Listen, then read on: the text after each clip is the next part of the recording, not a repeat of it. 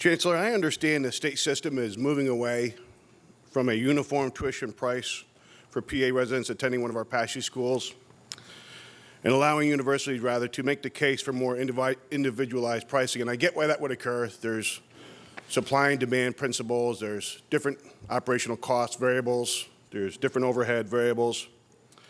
So my question is, who at any given school sets the rate?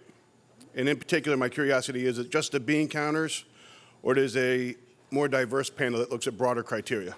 So our policy still gives the board the authority to approve a tuition.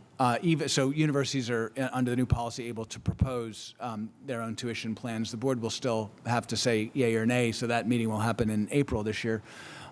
We're taking a whole price approach because the price a student pays ultimately is made up of tuition fees, room and board, any grants that they get from FIA or from Pell or other sources. And so our objective is to ensure that, that students are able to be protected from price increases that exceed the rate of inflation, but taking account of all of those price components, if that makes sense. So when the board looks at a tuition proposal, tuition makes up less than half of the total price a student pays. They will be asking questions of the university about their university-based fees, et cetera, to ensure we stay within those parameters.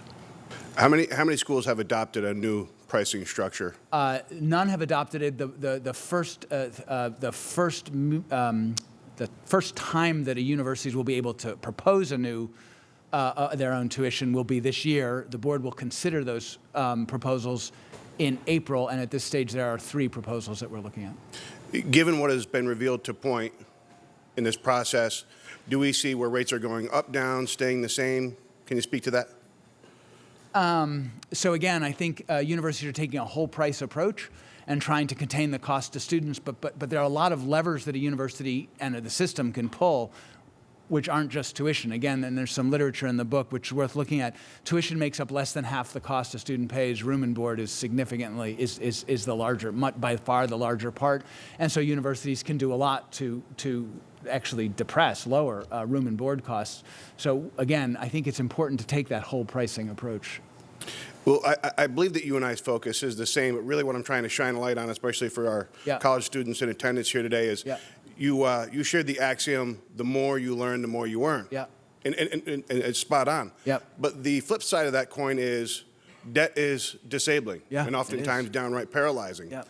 And I just need to make sure that we have our low and middle income folks that are going to be able to be empowered through higher education, and they're not being left behind. Yeah, absolutely. So that's what I'm trying to impart here today, and I hope that we can all have that same focus. No, and again, it gets back to affordability, at least in my view, and I said this at the Higher Education Funding Commission. It is the biggest barrier, not just for our students, but to the economic health and well-being of the state. I mean, I know all the numbers are pretty dramatic, but it is a pretty dramatic problem, and it is a problem that we need to solve in partnership. We have our part to do, and we hope the General Assembly can work with us in its support. Thank you, Mr. Chancellor. Thank you for your testimony and your dialogue. Thank you, Mr. Chairman.